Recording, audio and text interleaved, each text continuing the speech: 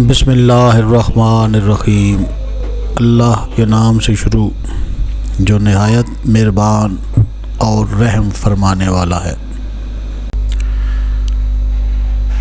रसूल अकरम सल्लल्लाहु अलैहि वसल्लम ने फरमाया, दुनिया ख़त्म न होगी जब तक कमीना बिन कमीना की मिल्कियत न होगी।